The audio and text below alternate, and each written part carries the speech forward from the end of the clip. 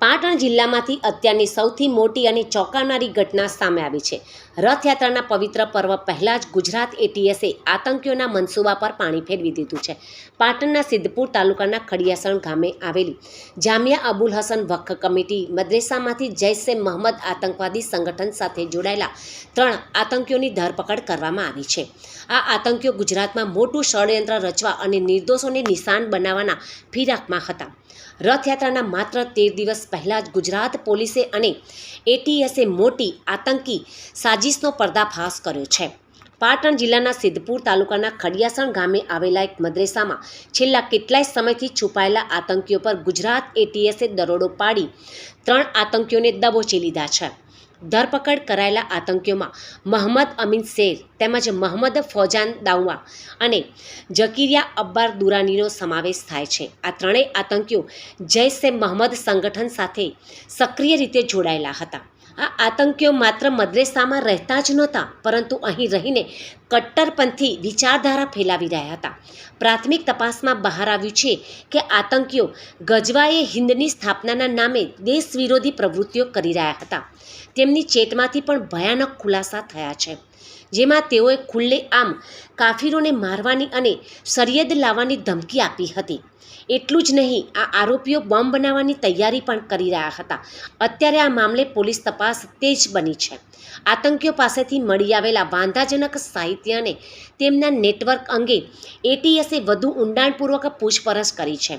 રથયાત્રા જેવા સંવેદનશીલ સમયે પકડાયેલા આતંકીઓને કારણે સુરક્ષા એજન્સીઓ પણ વધુ એલર્ટ મોડ પર આવી ગઈ છે। મોહમ્મદ ફૌજાન રહેવાસી ટોકરિયા તેમજ બનાસકાંઠા, જેઓ 4 વર્ષથી મદ્રેસામાં શિક્ષક તરીકે ફરજ બજાવતા હતા અને મદ્રેસામાં મોબાઈલ પ્રતિબંધ છે, પરંતુ મોહમ્મદ ફૌજાન મદ્રેસામાં શિક્ષક તરીકે ફરજ બજાવતા હોય તેઓ પાસે મોબાઈલ રહેતો હતો અને તેમના મોબાઈલથી મોહમ્મદ અમીન શેરા અને જકરિયા અમ્માર જે બંને મદ્રેસામાં વિદ્યાર્થીઓ હોય તેવા મોહમ્મદ ફૌજાન જે શિક્ષક હોય અને તેમના પાસે રહેલ મોબાઈલ ઉપયોગ કરી બંને વિદ્યાર્થીઓ વાતચીત કરતા હોવાનું મદ્રેસાના ટ્રસ્ટી દ્વારા જણાવ્યું હતું। હવે સાહેબ એમાં 3 જે હતા ને એમાં 2 તો બાળક છે, મતલબ પડવાવાળા છે, છોકરા વિદ્યાર્થી છે, અને એમાં એક ટીચર છે જે ફૌજાન ટોકરિયા કરીને છે, એ ટીચર છે, અને મોહમ્મદ અમીન શેરા અને જકરિયા ભાગળ આ 2 વિદ્યાર્થી છે। અને એમાંથી ફૌજાન જે છે ને એ 4 વર્ષથી અહીંયા સ્કૂલમાં ભણાવતો હતો મદ્રસામાં, અને મોહમ્મદ અમીન જે છે એ 7 વર્ષથી અહીંયા પડતો હતો, અને જકરિયા એ અહીંયા 4 વર્ષથી પડતો હતો।